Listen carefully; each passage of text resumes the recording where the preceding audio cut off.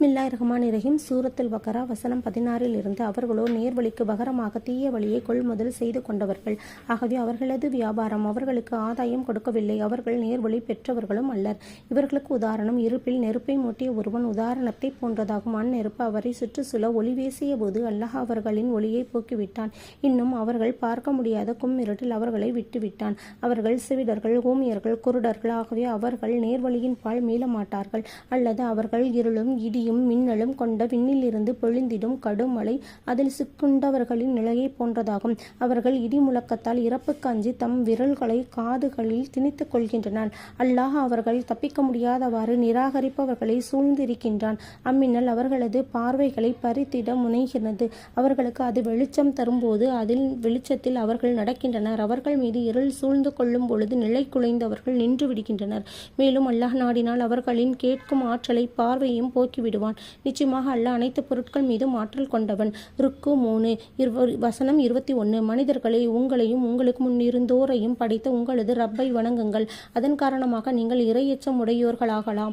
உங்கள் ரப்பு எத்தகையவன் என்றால் அதன் பூமியை உங்களுக்கு விரிப்பாகவும் வானத்தை முகடாகவும் நீங்கள் வாழ்வதற்கு தக்கவாறு அமைத்தவன். மேலும் வானிலிருந்து மழையை பொழிய செய்து அதன் மூலம் பல வகையான கனிகளில் இருந்து உங்களுக்கு உணவை வெளிப்படுத்தினான். ஆகவே நீங்கள் இவற்றையெல்லாம் நன்கு அறிந்து கொண்டே அல்லாஹ்வுக்கு எந்தவித இணையையும் ஏற்படுத்தி விடாதீர்கள். நம்முடைய அடியார் முஹம்மது நபி ஸல்லல்லாஹு அலைஹி வஸல்லம் அவர்கள் மீது நாம் இறக்கிய வேதத்தை பற்றி நீங்கள் சந்தேகம் கொண்டீர்களாயின் நீங்கள் உண்மையாளர்களாக இருப்பின் இதிலிருந்ததைப் போன்று ஒரு அத்தியாயத்தை ஏனும் கொண்டு வாருங்கள். அல்லாஹ் அல்லாத உதவியாளர்கள் உங்களுக்கு இருப்பின் அவர்களை அழைத்துக் கொள்ளுங்கள். நீங்கள் அவர்கள் செய்யவில்லையின் நிச்சயமாக உங்களால் ஒருபோதும் செய்ய இயலாது. நரக நெருப்பை அஞ்சிக் கொள்ளுங்கள். அதன் எரிபொருள் காஃபிரான மனிதர்களும் கற்களும் ஆகும்.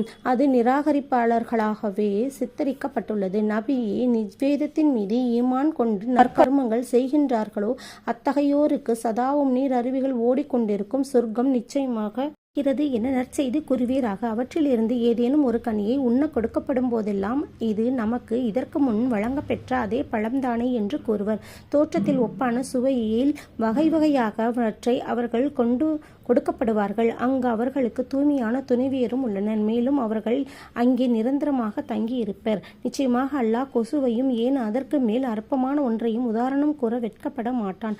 ஆகவே நம்பிக்கை கொண்டவர்கள் நிச்சயமாக இது உண்மையில் தங்கள் ரப்பிடமிருந்து வந்ததே என விளங்கிக் கொள்ளுங்கள். மேலும் நிராகரிப்பவர்கள் இந்த உதாரணத்தில் அல்லாஹ் எதனை கருதுகின்றான் என ஏளனமாக கூறுகின்றனர்.